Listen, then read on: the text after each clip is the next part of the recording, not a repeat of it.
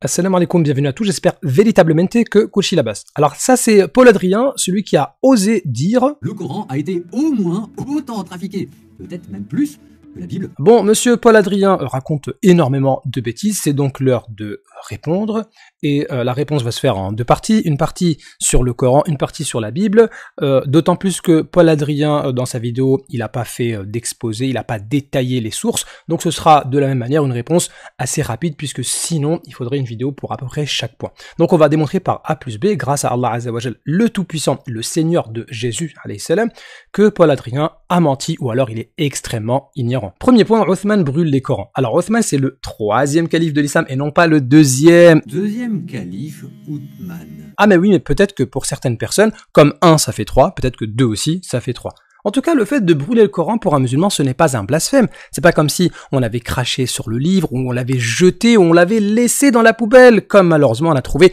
plusieurs manuscrits de la Bible dans des poubelles. Donc un musulman qui ne veut plus conserver un Coran, ou qui ne veut plus conserver un papier où il y a du Coran, comment il fait pour ne plus le garder, pour pas qu'il soit jeté à la poubelle, etc. Il va le brûler. Donc Othman, quand il brûle les manuscrits, il n'y a rien de blasphématoire. Ce qu'il veut, lui, c'est simplement éviter que les musulmans divergent. Et il va pas inventer un Coran de sa tête. Il va récupérer le Coran qui était là depuis Abu Bakr, radiallahu anhu, le premier calife de l'islam. Et Abu Bakr, le Coran, il l'a pris d'où? Il l'a pris du prophète, alayhi salatu wassalam. Tout le Coran avait été mis par écrit du temps du prophète, alayhi salatu wassalam, mais c'était pas mis sous forme d'un seul livre. Ça s'est fait du temps de Abu Bakr. Et Othman, ce qu'il a fait, c'est il en a fait des copies et il a distribué à tout le monde pour que les musulmans restent unis dans la lecture du Coran, pour pas que certains divergent. Et il sait très bien qu'il y a déjà des milliers de musulmans qui connaissent le Coran par cœur. Donc son acte ne les vise pas eux, ça va surtout viser les nouveaux convertis, les non-arabophones. Il leur faut un texte sur lequel s'appuyer. Et donc c'est ce que fait Othman. Et sa décision, elle est partagée par les compagnons. Dans un premier temps, Ibn Mas'ud n'est pas d'accord, il veut conserver sa propre copie, mais par la suite, il est d'accord finalement avec la décision de Othman. Par contre, quand on compare avec la Bible, il n'y a pas lieu de brûler les textes de la Bible, puisque Jésus lui-même n'a jamais lu les textes de la Bible. Jésus n'a jamais validé Matthieu, il n'a jamais validé Marc, il n'a jamais validé Luc, et il n'a jamais validé Jean, et il n'a jamais validé Actes des Apôtres, il n'a jamais validé aucun livre du Nouveau Testament, puisque Jésus n'a jamais lu la Bible. Pour ce qui est du deuxième point, plusieurs versions du Coran. En fait, ce sont des variantes, et je l'ai déjà expliqué dans une vidéo. Ce sont des variantes divines, c'est-à-dire que c'est le prophète alayhi salatu wassalam qui a demandé à Allah azza wa jal de pouvoir faciliter à la communauté la lecture du Coran. Et donc le Coran, on pouvait le lire de plusieurs manières du temps du prophète alayhi salatu wassalam. C'était des variantes enseignées par le prophète lui-même. Alors que pour ce qui est de la Bible, ce ne sont pas des variantes enseignées par Jésus, ce sont des variantes enseignées par les êtres humains. Ce sont les humains qui ont inventé les variantes de la Bible, alors que les variantes du Coran, eh bien, elles viennent d'Allah Azza wa Jal directement. Troisième point, le verset de la lapidation mangée par une chèvre. Et là, on rentre dans le premier grand mensonge de Paul Adrien. Il prétend que cette information-là est rapportée dans le Sahih Muslim. D'après un hadith de Muslim, à la mort de Mohammed, une chèvre serait rentrée dans la maison de Aïcha et aurait mangé la feuille, faisant disparaître ce verset. C'est complètement faux. Ce hadith-là n'est pas rapporté par Sahih Muslim et on l'a déjà prouvé dans une vidéo où on avait réfuté un certain personnage qui avait dit exactement le même mensonge. Le hadith qui parle du verset de la lapidation mangée par une chèvre, c'est pas dans Sahih Muslim, c'est par exemple dans Ibn Majah. Et ce hadith-là, il a été affaibli par beaucoup de savants. Quatrièmement, les versets sataniques retirés du Coran. Alors, ce monsieur-là prétend que dans la tradition musulmane, ces versets ne sont pas considérés comme divinement inspirés. Mais alors, on ne comprend pas très bien, si ce verset ne pose pas de problème, pourquoi diable alors l'a-t-on fait disparaître des éditions modernes du Saint Coran? Le texte aurait-il été falsifié pour être plus conforme à la Vulgate musulmane? Alors là, on comprend pas. Ce que comprend pas Paul Adrien. Il reconnaît lui-même dans un premier temps que les versets sataniques ne sont pas authentiques, ne sont pas inspirés selon la tradition musulmane. Et effectivement, j'ai déjà fait une vidéo où j'ai réfuté cette ambiguïté-là, alhamdulillah. Mais d'un autre côté, il nous dit, mais pourquoi alors ça a été retiré des éditions du Coran, etc. Mais tout simplement parce que ce sont pas les musulmans qui ont mis ces versets-là dans le Coran. Ce sont des islamologues ou des islamophobes, pardon, qui ont mis ces versets-là dans un Coran qu'ils avaient trouvé comme ça à la Fnac. Donc ce sont eux qui ont ajouté. C'était pas dans les Corans des musulmans. Ce sont pas les musulmans qui ont mis ces versets-là. Comme si Paul Adrien, il allait acheter une Bible et puis après il écrit Paul Adrien en début de chaque chapitre. Voilà, il va prendre Matthieu, il met Paul Adrien, chapitre 1, Paul Adrien, chapitre 2, etc. pour pas que, voilà, on lui vole sa Bible. Donc, plus tard, il se dit, bon, allez, je vais arrêter avec ça, je vais gommer. Et puis après, il se dit dans sa tête, ah, mais la Bible est falsifiée. Parce que avant, il y avait Paul Adrien, maintenant il n'y a plus Paul Adrien. Donc, Paul Adrien dit que la Bible est falsifiée. Bah, vous voyez, en fait, c'est les mêmes arguments. Les musulmans n'ont jamais inclus dans leur Coran les versets sataniques, puis ils les auraient retirés après. Donc ça, c'est un gros mensonge de la part de Paul Adrien. Cinquièmement, Ibn Mas'ud a-t-il renié les deux dernières sourates du Coran? Alors là, c'est un point qui est important et j'en ai pas encore fait une vidéo, j'en ferai une plus tard, Inch'Allah, probablement. Mais en tout cas, on peut résumer de la manière suivante. Alors, premièrement, il y a des savants musulmans qui ont indiqué que cette histoire-là, cette information-là, Ibn Mas'ud, ce qu'il a dit par rapport aux deux dernières sourates, c'était pas authentique, que c'était complètement faux, etc. Bon, prenons quand même en compte l'avis des savants qui ont dit que non, finalement, ce qui a été rapporté par rapport à Ibn Mas'ud, c'est bien authentique. Et qu'est-ce que ça veut dire? Qu'est-ce que Ibn Mas'ud disait des deux dernières sourates? Eh bien, pour Ibn Mas'ud, il faisait une distinction entre deux choses. La révélation divine qu'on doit mettre dans la catégorie Coran et qu'on doit mettre par écrit dans le manuscrit, et la révélation divine à titre de invocation protectrice qu'on ne va pas mettre dans le Coran. C'est-à-dire que pour Ibn Mas'ud, les deux dernières sourates, ça provient bien de Allah Azza wa Jal, c'est bien une révélation divine accordée au prophète, alayhi salatu wassalam, mais qu'on ne doit pas ranger dans la catégorie Coran, mais plutôt dans la catégorie invocation protectrice. C'est-à-dire qu'au final, Ibn Mas'ud, il y croyait ou pas en ces deux sourates? Bien sûr, sauf que pour lui, il les appelait pas sourates, il les mettait pas dans le Coran, il les rangeait dans une autre catégorie. Donc au final, Ibn Mas'ud, en fait, il croyait la même chose que nous, que tous les musulmans. Ça veut donc dire que Ibn Mas'ud récitait ces invocations-là, mais c'est juste qu'il les mettait pas par écrit, tout simplement. Alors ça, c'était l'avis d'Ibn Mas'ud dans un premier temps, puisque par la suite, Ibn Mas'ud a finalement accepté de mettre ces deux sourates-là dans la catégorie Coran et non pas uniquement dans la catégorie révélation divine à titre d'invocation de protection. Donc par la suite, dans un deuxième temps, Ibn Mas'ud a reconnu qu'il fallait aussi ranger ces sourates-là dans le Coran. Et pour ça, il y a trois preuves. Première preuve, c'est quand on prend par exemple les ouvrages qui vont indiquer que Ibn Mas'ud ne mettait pas par écrit les deux dernières sourates, par exemple Al-Mu'jam al-Kabir d'At-Tabarani, eh bien ces mêmes ouvrages-là vont nous dire par exemple que Ibn Mas'ud a rangé les deux dernières sourates dans la catégorie non pas uniquement révélation divine à titre de invocation de protection, mais en plus en tant que sourate du Coran. Pourquoi? Puisque lorsqu'il va demander à une personne justement de se protéger, qu'est-ce qu'il va dire? Il va dire, tu dis Bismillahir Rahmanir Rahim, donc ce qu'on récite avant de réciter une sourate du Coran, ça c'est très important.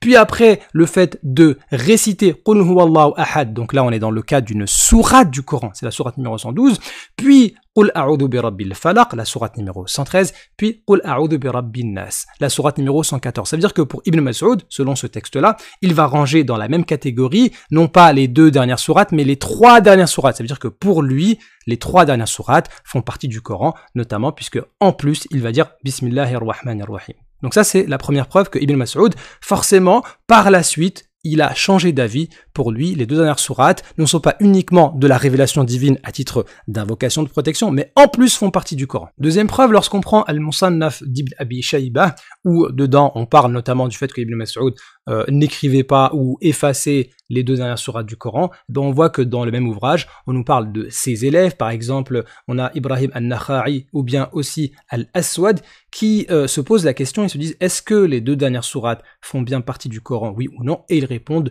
oui. Donc les élèves de Ibn Mas'ud sont unanimes que les deux dernières sourates font partie du Coran. C'est donc la preuve que l'avis final de Ibn Mas'ud transmis à ses élèves, eh bien c'était que les deux dernières sourates font bien partie du Coran. La troisième preuve, c'est lorsqu'on prend les 10 lectures de Coran que nous avons aujourd'hui, eh bien 6 des 10 lectures passent par le compagnon Ibn Mas'ud radiyallahu anhu, et dedans il y a le Coran complet, c'est-à-dire les 114 sourates. Ça veut dire qu'aujourd'hui un musulman qui apprend le Coran par cœur, il va l'apprendre de élève à professeur, et on peut remonter avec des chaînes de transmission continue, authentiques, jusqu'à Ibn Mas'ud, où dedans nous avons les 114 sourates. Donc forcément l'avis final de Ibn Mas'ud, c'était qu'il a rangé les deux dernières sourates dans la catégorie Coran. On passe maintenant à la partie biblique où on va voir que Paul Adrien a aussi raconté beaucoup de bêtises. Tout d'abord, il va tricher sur le canon biblique. Pourquoi dans le Nouveau Testament y a-t-il 27 livres et non pas 26 ou 28? Mais Paul Adrien, tu comparais le Coran avec la Bible et non pas le Coran avec le Nouveau Testament. Alors pourquoi Paul Adrien, il va uniquement parler du canon du Nouveau Testament et pas de l'Ancien Testament? Parce qu'il sait très bien que dans l'Ancien Testament, les catholiques ont plus de livres que les protestants par exemple. Donc il va volontairement cacher les divergences qu'il y a dans l'Ancien Testament. Et il va dire, oui, Nouveau Testament, il y a 27 livres, il n'y en a pas 26, il n'y en a pas 28. Donc Paul Adrien, c'était une très belle triche, voilà, 27 livres, il n'y a pas 26, il n'y a pas 28, mais s'il avait fait pareil avec l'Ancien Testament, il aurait eu beaucoup de mal. Mais c'est pas grave, on va quand même regarder la deuxième partie, où Paul Adrien, il va se faire réfuter par Irénée de Lyon. Grâce à l'archéologie, on peut suivre la constitution biblique de ce consensus à travers quelques témoignages allant du IIe siècle, Irénée de Lyon, jusqu'à la fin du IVe siècle. On s'aperçoit ainsi que si certains textes ont été acceptés, par exemple les 4 évangiles, d'autres, en revanche, ont été refusés. Par exemple, l'Apocalypse de Pierre. Consensus, Irénée de Lyon, consensus, Irénée de Lyon... Mais non, Paul Adrien, tu peux pas parler de consensus des 27 livres et juste après citer Irénée de Lyon, ce savant chrétien qui reconnaît que le livre Pasteur d'Hermas, qui est un livre apocryphe, était pour lui inspiré, puisque pour lui, il le cite à titre d'écriture, comme c'est rapporté par Eusèbe de Césarée. Ça veut dire que, en fait, pour Irénée de Lyon, il n'est pas d'accord avec toi. Quand tu dis pourquoi pas 28, et non pas 26 ou 28. Ben justement, lui, il te dit, ce serait 28. Et encore, on n'est même pas sûr qu'il accepte les autres livres. Mais en tout cas, Irénée de Lyon avait un livre de plus que toi. Ça veut dire que même dans le Nouveau Testament, les savants chrétiens que tu revendiques ne sont pas d'accord avec toi. Troisièmement, Paul Adrien cache la vérité sur le passage de la femme adultère. Vous savez, c'est le passage dans l'Évangile selon Jean, chapitre 8, où Jésus n'aurait pas condamné la femme adultère. Déjà, ce passage-là, il est présent que dans un seul des 4 évangiles, et même dans l'Évangile selon Jean, il est absent de plein de manuscrits. Donc en fait, c'est quand même bizarre. Il y a ce passage-là qui est présent dans certains manuscrits de la Bible et absent dans plein d'autres. Et lui, il va nous expliquer pourquoi. On pense qu'il s'agit d'un texte venant d'une petite communauté locale, mais étant donné l'importance sociale de ce texte, les grandes communautés ont accepté de le placer à l'intérieur de l'Évangile selon Saint Jean, duquel il ne faisait pas partie initialement. Ah, c'est pas clair ce que tu nous dis, Paul Adrien. Regarde. En fait, les pères du IVe siècle, Jérôme, Ambroise et Saint Augustin, d'accord. D'ailleurs, toi, t'aimes bien Saint Augustin. Saint Augustin, un de mes pères de l'Église préférés. Un de mes pères de l'Église préférés. D'accord, merci. En admettent l'authenticité et pensent qu'il a été retranché. Ça veut dire que, en fait, pour ces pères-là, ce passage faisait bien partie de l'Évangile selon Jean, contrairement à ce que tu dis, sauf qu'il a été retranché par la suite. D'accord? Donc c'est pas le passage n'existait pas et ça a été ajouté. Non, le passage existait et ça a été retranché. Mais pourquoi? Dans une partie des documents par des hommes faibles dans la foi, qui auraient craint que leurs femmes n'en tirassent des conséquences immorales. Ça veut donc dire que selon Saint Augustin, un de tes pères de l'Église préférés, en fait ce passage existait dans l'Évangile selon Jean, mais comme il y avait des hommes qui étaient jaloux, ils ont eu peur que leurs femmes fassent n'importe quoi, ils ont supprimé le passage et ils ont réussi. Ils ont réussi à supprimer le passage de plein de manuscrits. Et ça a causé tellement de variantes. 80 variantes, et c'est pas des variantes divines.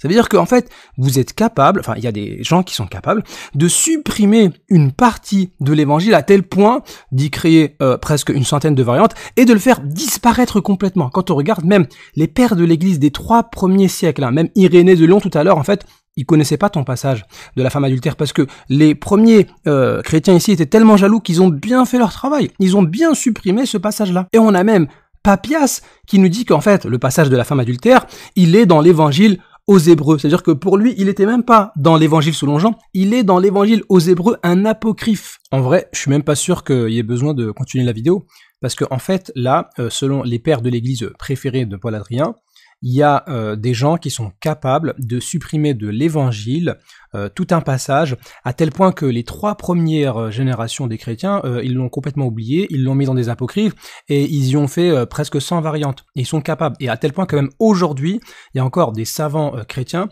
qui considèrent ce passage comme non authentique. Ça veut dire qu'ils ont très bien fait leur travail, et donc ça veut dire qu'ils sont capables de falsifier la Bible pour une cause de jalousie. Bon, 4, en fait, les pères de l'Église confirment eux-mêmes que la Bible a été falsifiée. Prenons par exemple le tout début de l'Évangile selon Marc, commencement de l'Évangile, et juste après, Marc, il va se tromper. Il va dire selon ce qui est écrit dans Ésaïe le prophète, alors qu'en fait, non, c'est plutôt dans Malachie le prophète, et c'est après qu'il y a Ésaïe. Donc comment on explique ça? Alors comment on explique cette erreur? Il y a des pères de l'Église qui nous disent que, en fait, il a pu se faire aussi qu'au moment où saint Marc écrivait son évangile, le nom d'Ésaïe se soit présenté à son esprit pour celui de Malachie. En fait, c'est une sorte de substitution. C'est-à-dire que Marc, en fait, il s'est trompé, il voulait écrire Malachie, il a écrit Ésaïe. Bon, bah voilà, Marc se trompe dès le début de l'évangile. Bah ça plaît pas à tout le monde, ça plaît pas aux premiers chrétiens qui ont corrigé ça. Donc dans les manuscrits, on voit qu'il y a une correction très ancienne qui date de Irénée. Irénée, on en parlait tout à l'heure. On va dire que Irénée, il avait déjà une version corrigée, parce que il y a des gens qui ont osé corriger l'évangile selon Marc. Quand on prend l'évangile selon Matthieu, chapitre 27, au verset numéro 9, alors s'accomplit ce qui avait été annoncé par Jérémie le prophète. Sauf que ici, Matthieu se trompe, c'est pas Jérémie, c'est Zacharie. Alors comment les pères de l'Église vont expliquer ça? Eh bien quand on regarde Saint Augustin, un de tes pères de l'Église préférés, il nous dit « Saint Matthieu écrivait son évangile, le nom de Jérémie se soit présenté à son esprit à la place de celui de Zacharie. » Mais c'est encore l'histoire du faux semblant finalement.